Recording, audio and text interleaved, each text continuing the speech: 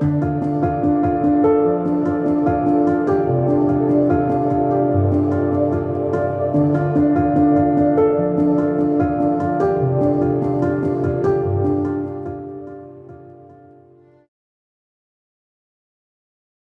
everyone and welcome back to the George Collection. I'm Rachel with Right Side Blonde. Today I'm going to bring you the November 1996 issue with Barbra Streisand on the cover. One of the things I love about George is that it educates readers, and so today I'm going to educate you on why the election is the second Tuesday of November. To start this week's episode, I'm going to read the editor's letter written by John Kennedy Jr. It starts with, "Hey mister, can you spare a vote?" In 1896, William McKinley campaigned for the presidency by sitting on his front porch and receiving distinguished guests, party officials, and ordinary folks. Meanwhile, his hyperactive opponent, William Jennings Bryan, traveled 18,000 miles, giving more than 600 speeches and greeting more than 5 million people. Bryan's stump style presaged today's campaigns, but it disgusted many of his contemporaries. Abraham Lincoln's former private secretary, John Hay, accused Bryan of begging for the presidency as a tramp might beg for a pie. Indeed, in days past, the notion of campaigning for votes was thought to be beneath the presidency. For the top job, the Founding Fathers had envisioned what Arthur Schlesinger Jr. calls a patriot president, modeled after, you guessed it, George Washington. They expected the candidate to be a man, though ahead of their time, a female president was beyond their imagination, who had already earned the public trust with his distinguished service to the country. What need was there for campaigning?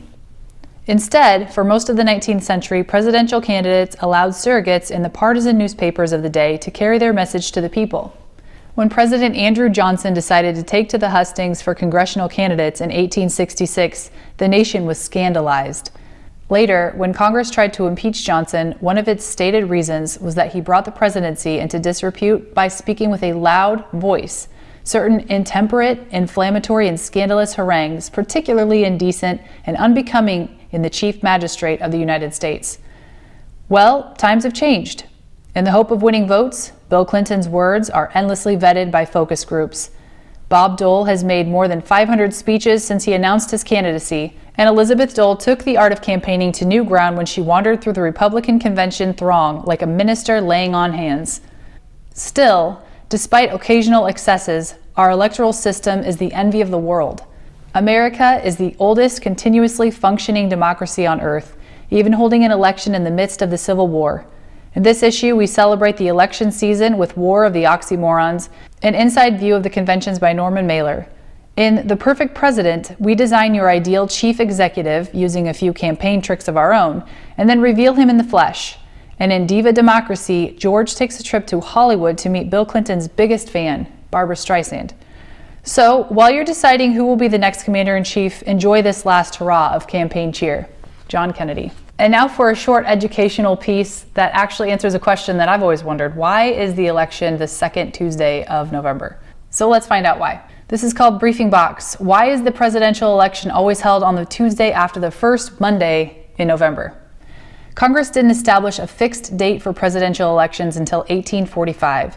At the time, the U.S. was still largely an agrarian nation, and the civic calendar was dictated by the schedule of farmers. November worked well because it was downtime on the farm. The summer harvests would have been reaped and either stored or sold by then. Weather was another consideration. Most folks had to trek many miles to get to the polls, and snow or rain would make it difficult. The mildness of early November was perfect. Congress also had to factor in a full day for transit, which couldn't fall on the Sabbath. So with Monday as a travel day, the election would be held on Tuesday. But there was one more pesky stipulation. Congress didn't want to interfere with local court business, which was usually conducted on the first day of each month. Ultimately, they fixed on the Tuesday after the first Monday in November, so that the election always falls between the 2nd and the 8th. It's really interesting to hear how campaigning has changed over the years, and I wouldn't be opposed to us going back to that. Can you imagine if we let a person's record dictate how we felt about them instead of their words and what they say they're going to do for us? I would definitely be for some campaigning reform, and as they say, actions speak much louder than words.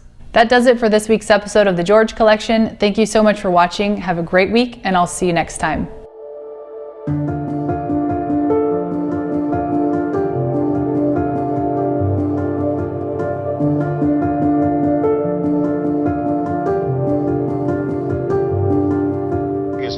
George, which is a hoot of a magazine. I thought you were a lawyer.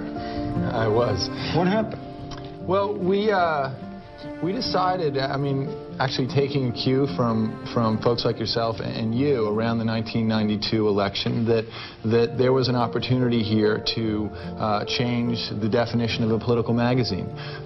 Certainly the way Americans were accessing information about politics and politicians was changing. Candidates were appearing on late-night talk shows, on talk radio, on sitcoms, and there was a kind of a leveling process, and while the rest of media clearly had caught up with that, we felt that political magazines per se hadn't. Your mother was a hell of an editor at Doubleday. That's what I hear. Would she have liked George? I think she would have.